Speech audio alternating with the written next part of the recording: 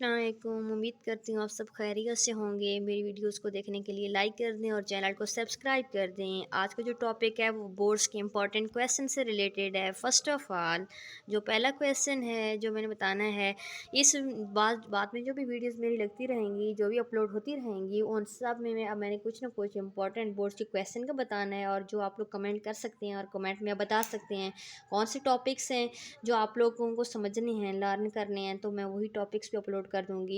यहाँ पे जो मैंने पहले आप क्वेश्चन बताना है, यहाँ पे है why positive rays are called canal rays, कि हम पॉजिटिव रेज को कैनाल रेज क्यों बोलते हैं। तो पॉजिटिव रेज को कैनाल रेज क्यों बोलते हैं, यहाँ पे पहले है because rays pass through perforated या पोरस कैथोड कहते हैं।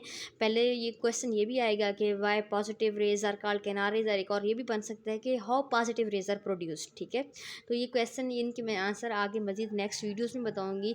लेकिन यहाँ पे जो क्वेश्चन है कि why positive rays are called canal rays, कि हम इसको कैनाल रेज क्यों बोलते हैं, because these rays pass through perforated या पोरस कैथोड। ये किस में से गुजरती हैं, ये रेज पास किस में से करती हैं, जिसकी वजह से हम इनको बोल रहे हैं कि हमारे पास ये कैनाल रेज हैं। कहते हैं कि because these rays pass through perforated, perforated मतलब है पोरस, जिसमें सुराख होते हैं, होल्स होते हैं, कि गुजरती ही होल्स वाली उसमें से हैं। ठीक है, सुराख में से हैं, कैनाल्स में से हैं।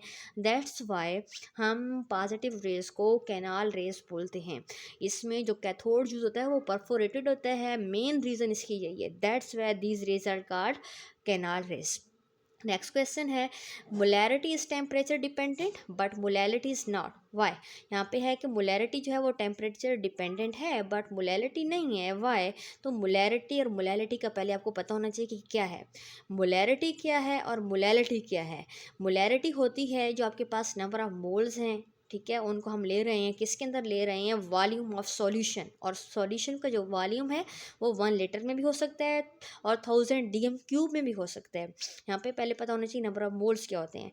मोल्स क्या होते हैं, ये मैस इन ग्राम ओवर मोलेकुलर मैस। मैस इन ग्राम ओवर मोलेकुलर मैस वो नंबर ऑफ मोल्स हैं। जब उसको आप नंबर ऑफ मोल्स को वॉल्यूम ऑफ सॉल्यूशन में लेते हैं और आपके पास सॉल्यूशन का वॉल्यूम कितना होता है, वो 1000 DM³ भी हो सकता है, 1 लीटर भी हो सकता है।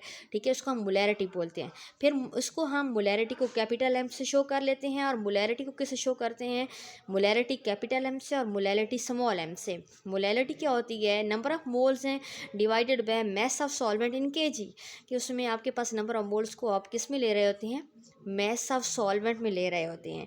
यही मेन डिफरेंस है मोलैरिटी और मोलैलिटी में, कि मोलैरिटी में वॉल्यूम आता है, मोलैलिटी में मैस आता है। और वॉल्यूम का रिलेशनशिप टेम्परेचर के साथ है बट मैस का अफेक्ट जो होता है वो टेम्परेचर के साथ नहीं हो रहा। टेम्परेचर मैस को अफेक्ट नहीं करता बट वॉल्यूम को करता है, क्योंकि वॉल्यूम और टेम्परेचर आपस में डायरेक्टली प्रोपोर्शनल है। लेकिन मैस जो है वो अफेक्ट नहीं होता टेम्परेचर से। जैसा कि चार्लिस लॉ है, चार्लिस लॉ एक्सप्लेन करता है volume is directly proportional to temperature के, बट मैस अफेक्ट नहीं होता।